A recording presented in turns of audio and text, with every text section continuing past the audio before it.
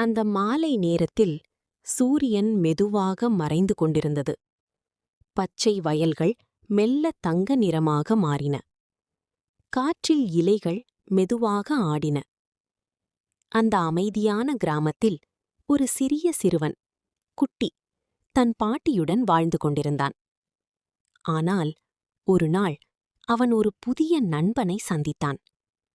அந்த நண்பன் சாதாரண நண்பன் இல்லை. அது ஒரு நரி.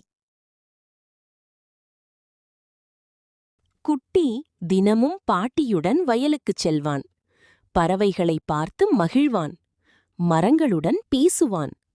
ஒரு நாள் அவன் தனியாக காடு அருகே சென்றான்.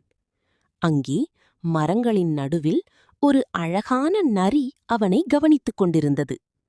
அந்த நரியின் கண்கள் மிகவும் புத்திசாலித்தனமாக இருந்தது. அதன் முகத்தில் ஒரு சிரிப்பு இருந்தது. குட்டி அதனை பார்த்தவுடன் அவன் மனதில் ஒரு புதிய மகிழ்ச்சி தோன்றியது.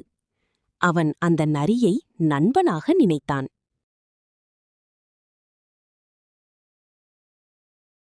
அந்த நாளிலிருந்து குட்டி தினமும் அந்த நரியை பார்க்கச் சென்றான்.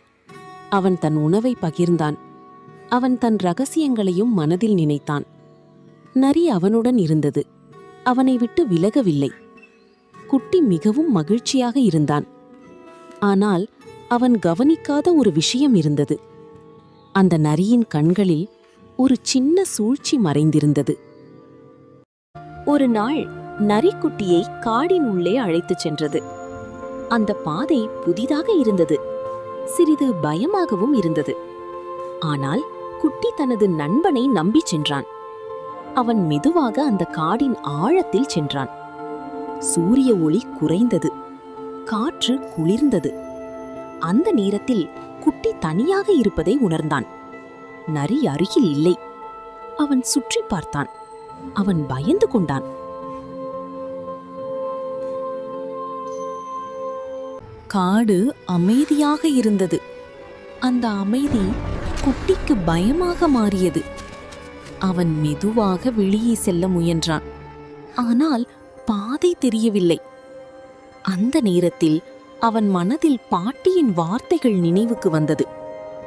யாரை நம்புவது முக்கியம்? அவன் தனது தவறை புரிந்து கொண்டான். அவன் நரியை முழுமையாக நம்பி அதை உண்மையான நண்பன் என்று நினைத்தான். ஆனால் அது அவனை தனியாக விட்டுச் சென்றது.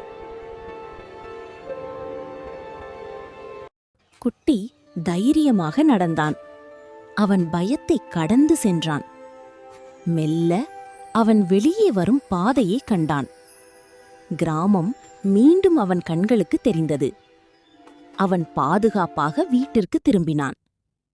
பாட்டி அவனை பார்த்ததும் அவள் கண்களில் அன்பு தெரிந்தது. அந்த நாள் குட்டி ஒரு முக்கியமான பாடத்தை கற்றுக்கொண்டான். அந்த மாலை குட்டி அமைதியாக அமர்ந்திருந்தான். அவன் மனதில் ஒரு தெளிவு இருந்தது.